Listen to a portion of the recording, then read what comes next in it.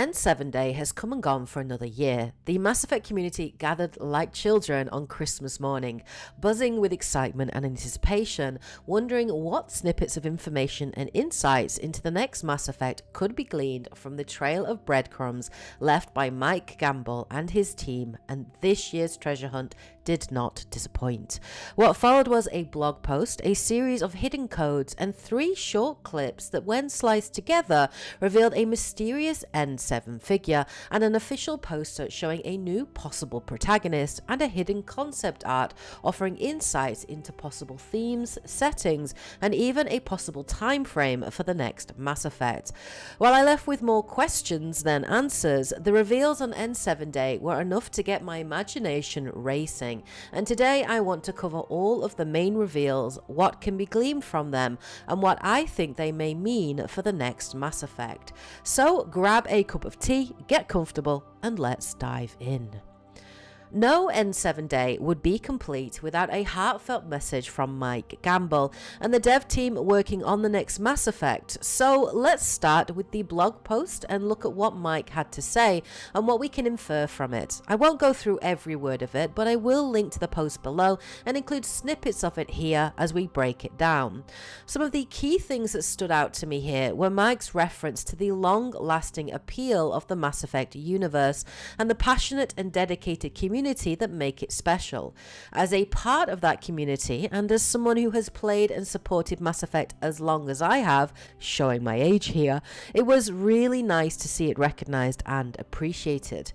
He of course reassured the community that BioWare are hard at work envisioning the future of Mass Effect, but that this process is equal parts rewarding and challenging. Gamble also seemed to imply that the next Mass Effect would link to the original trilogy in some way and provide answers to many of the burning questions we have, including what happened to everyone you like, what about all the galaxies, the endings, what the heck is going on with your Asari scientist turned shadow broker, what about never mind, you get the idea. How we will get answers to these questions is unclear, and Gamble himself states we'll have to wait to hear them, and anything they do say won't be easy to find, implying that future N7Day teasers may continue to be equally as cryptic for many years to come. What these statements do imply, however, is that Gamble and by extension BioWare understand that the community at large want and need some type of closure when it comes to moving on from the trilogy and into the next Mass Effect. What closure looks like, however, will differ somewhat for every person. And therein lies the challenge for BioWare. Who died and who had babies with whom will be different for every player based on the choices they made. So personally, I think BioWare will need to cater to this in the next Mass Effect, which will be a huge challenge for them. They could choose some type of canon ending and playthrough, though I feel this would alienate much of the community and provide a sour taste for many whose choices and relationships mattered dearly to them. On the other hand, they could choose to set the game several hundred years into the future, with much of the events and choices made being lost to time, with the story of Shepard and their crew becoming legend and myth. How we will learn the answers to these questions is also unclear. Will we be told through the story by familiar characters? Will this information be shared through codex and lore entries filling in the blanks? Or will this be a clever marketing tactic told in small interval trailers to bridge the gap between the original trilogy, Andromeda, and the next Mass Effect? Of course, we have absolutely no idea, but it's fun to speculate. The biggest reveal on N7Day was a short 34-second teaser clip showing a mysterious N7 figure. The clip was originally split into 3 segments with access to each transmission hidden behind a secret code. These 3 code words were Epsilon, Oculon, and Post Nebula. Epsilon is definitely a reference to the original trilogy, as it was one of the potential working titles for the first game called the Epsilon Effect, before it was changed to Mass Effect. Epsilon is also the 5th letter of the Greek alphabet, a clear indication that BioWare considered the next Mass Effect to be the 5th game in the franchise, and consider Andromeda by extension the 4th game, implying implying that the next Mass Effect will in some way be a sequel to the events of the trilogy and also of Andromeda, which is considered canon in the overall events and lore of the series. Oculon is interesting in that it was one of the original early in-development names for the Citadel. The webpage provided a short transcript, which is interesting to break down. The webpage Epsilon stated, access code Epsilon, access code accepted, secondary encryption detected, Andromeda distress signal detected, year sent, redacted, audio transcript, although they should know by now not to underestimate human redacted. This is a clear reference to the N7Day teaser from 2022, which had a hidden audio soundbite including Liara and a mysterious Geth investigating the possibility of a new type of transport or human-developed mass relay with suspiciously looking Cerberus colours on it. If you're interested in my detailed breakdown of last year's teaser, you can check it out here. The statement Andromeda distress signal detected also seems to confirm that the next Mass Effect will be connected to Andromeda in some way. I am curious who has sent the distress signal and also when it was sent. How is it even possible to receive a distress signal from Andromeda, especially if the next Mass Effect is set within the Milky Way galaxy post-trilogy?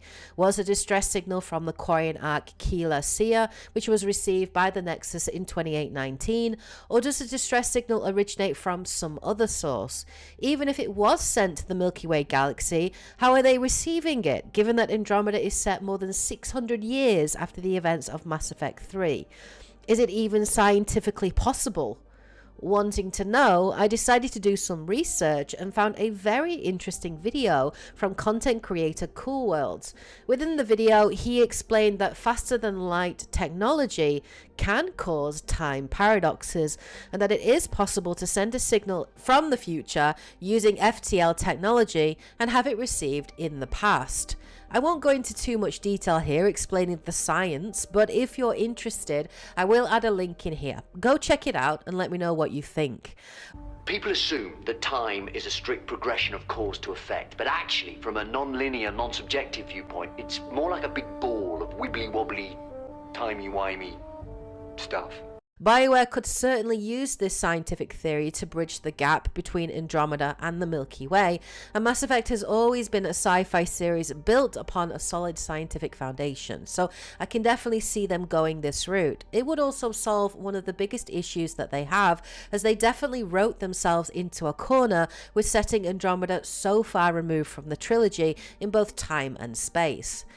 If we don't have a definite confirmed setting, BioWare may have teased a possible time frame for the next Mass Effect in their N7Day teaser. The second video segment code named Oculon states Oculon 2819 Defiance. 2819 is significant in that it is the year when the Hyperion Ark first arrives in the Helios cluster and Sarah and Scott Ryder awaken from cryogenic stasis. Will the next Mass Effect be set around the same time frame? If that is the case, then the Liara that we see in the original teaser trailer from 2020 would be a matriarch and aged 742, given that she is 109 years old when Mass Effect 3 takes place in 2180. This would also make it extremely unlikely that we would see a return of Commander Shepard, who is 32 in Mass Effect 3. Given that the average life expectancy of humans in Mass Effect is 150, similar to Taurians and Quarians, bar some serious space magic, it seems unlikely that Shepard would still be alive after such a huge time jump. But hey, Shepard has come back from the dead before, so it's not impossible, if a little unlikely. This means it would also be highly unlikely any of the original crew except Grunt and Liara could still be alive. Rex was well over 700, which he stated himself in the Citadel DLC. He has never given a specific age, but we do know that he is one of the longest living companions, and estimates place him between 1200 to 1500 years old, so it seems unlikely that he would still be around in 2819. If BioWare intend to include some of our original crew, I honestly can't see how this can be done if the setting is in 2819 without some serious space-time shenanigans. One of the most exciting reveals on N7Day was a new figure wearing a very sleek looking N7 trench coat. It's only a short 34-second clip and feels like it belongs to a much larger scene that we may get to see more of in the future, but for now it's all we have, so let's break this teaser clip down, have a look at what we can learn from it, and speculate on just who this mysterious figure is. The beginning of the scene shows a figure walking towards the camera wearing some very sleek looking boots with a black, white and red design. At 5 seconds in, some in the community have pointed to a possible Krogan companion in the background.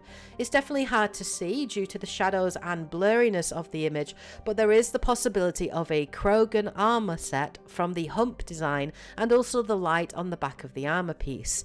If it is set in 2819, it seems unlikely this Krogan would be Rex, though we have seen aerial images of previous concept art and a Krogan wearing red armor similar to Rex. So is this Grunt or another unknown Krogan? We also see strange looking white canisters in the background with orange, white and black colouring reminiscent of Cerberus. Is this an old Cerberus base, or are Cerberus back in the picture? In the windows we clearly see high-rise buildings and flying cars, so this is definitely a built-up cityscape, but the colour of the atmosphere implies it's a new location not seen in previous concept art. As the camera pans up, we see the iconic N7 stripe, and I'm not gonna lie, I freaked out when I first saw this and had the immediate thought, is that Shepard? I was desperately hoping to hear Jennifer Hale's voice, as the figure is very clearly female. We can tell this from the cut of the armor and also her gait and walk. The design of this new figure is like nothing we have seen before. It is capital H hot. I absolutely love the new design. It is a more sleek and stylish design than we're used to, and might give us an insight into the personality of this new mysterious character. They definitely give me more Renegade and Kai Leng vibes in the sass of their movement and the flamboyant cut to their clothing and style. In fact, the whole video gives off Renegade vibes with its darker lighting and focus on red and black, which is a complete contrast to the more Paragon Hope themed colouring of the teaser trailer involving Liara in 2020. The biggest question though is this Shepard? Personally, no, I don't think it is. They don't move or feel like Shepard. Honestly, I don't think Shepard will be a playable character in the next Mass Effect, though they may appear in some capacity, as much as the community are hoping for Shepard's return. Personally, I feel that Shepard's story is done, and that returning them to the story as the main character to face yet another challenge would in some way diminish their achievements and sacrifices in the trilogy. Shepard has earned the right to retire, to live out the rest of their life and have their happy ending if they survived in your game. I believe strongly that Mass Effect has to move past Shepard if the franchise is to move forward, but it does need some type of closure and passing of the baton, so to speak, that Mass Effect Andromeda clearly failed to achieve. There has been speculation that this character could be Liara. I can't see this either. Firstly, the boots are not the same as the ones seen in the 2020 teaser, and they just aren't Liara's style, as she tends to be associated with her iconic blue and white armor. More to the point though, the character is an N7, and N7s are a special forces branch of the Human Systems Alliance. There are only 7 known N7 operatives in the Mass Effect universe. It is unlikely that Liara would be allowed into the N7 training program, and unlikely that she would wish to do so, given her connection and reverence for Commander Shepard and the importance of the N7 insignia. I think for Liara, it would be more likely for her to become a Spectre rather than an N7. I also think her Asari crest wouldn't fit into the very sleek, tight styled helmet that reminds me heavily of the N7 Slayer from the Mass Effect 3 multiplayer. So just who is this new N7 figure? Well, personally, I think they are most definitely human. They may be the new protagonists, as I think it's likely that BioWare may choose for us to play as an N7 in the next Mass Effect game. Sarah and Scott Ryder just paled in comparison to Commander Shepard. They just didn't have the same leadership skills, combat skills, or charisma that Shepard had. N7 is so intrinsically linked to Shepard's identity and also to the Mass Effect brand that it would feel very strange not to play as an N7. I think it more likely that we will play as a human protagonist in the next Mass Effect, as in every Mass Effect so far, BioWare have wanted us to create our own unique human character, and I think this will remain the same, despite fan requests to play as other species. They may opt to give us short missions where we can play as Liara or other characters, like they did with Joker in Mass Effect 2, but I do think that for the majority of the game, we will be playing as a new human N7 agent. But I don't necessarily think we will play as this N7 agent pictured in the teaser. I actually think that they may be a possible antagonist. This is due to their more renegade secret agent vibes. Now, they could be doing an undercover investigation, but there is also the possibility that they are a rogue N7. This has been seen in the trilogy before with Kai Leng. The way in which they gesture with a head nod, walk with a swagger, and confidently draw their weapon screams assassin or secret agent to me. If they are the main antagonist, I am definitely down for facing off against them, and if they are the main protagonist, they look like a badass and an interesting character to play as, so win-win either way. The final reveal on N7Day was a poster shared by Mike Gamble, giving a better look at our new N7 agent with some hidden concept art found within. Firstly, let's look at the overall composition of the poster. We get a definite red and blue colour theme throughout. This to me implies that the Renegade and Paragon systems may be returning in the next Mass Effect. Thanks to Carla Elizabeth, who pointed to the very clearly styled Paragon symbol, which can be seen in the concept art, I personally would love to see the return of the Paragon and Renegade system. I actually found myself really missing it in Andromeda. I would like to see interrupts return as they were done in the trilogy, where you didn't know what would happen, as this made them more exciting. I would like to see the Paragon and Renegade systems developed and expanded upon, where you were not penalized if you didn't choose to go down one path or the other. Within the concept art, if we zoom in, we can also see what appears to be a bar and a mixture of races, the most interesting of which is here, where we clearly see a Geth wearing clothing and an Angaran in the same shot, along with other races including Hannah, Krogan, humans, Vorcha, Volus, Batarians and Taurians. We even see a curious figure here who looks very similar to Garrus, wearing the same visor and armor style. Of course, Garrus was not the only Taurian to wear a visor, and if this is set 600 years in the future, it seems unlikely it is Garrus. Maybe it's another Taurian, possibly a descendant of Garrus who has inherited his great-great-great-great-grandfather's armor set. Who knows? Seeing a Geth in the picture also seems to imply that they survived the ending of Mass Effect 3. So does that mean the Destroy ending may not be canon, or that the Geth have found another way to survive, which seems more likely? Who is this Asari in the middle? Maybe it's Liara, and is the Geth her bodyguard? It's interesting that Mike Gamble liked a tweet that seemed to suggest as such, but that could just be his way of trolling us.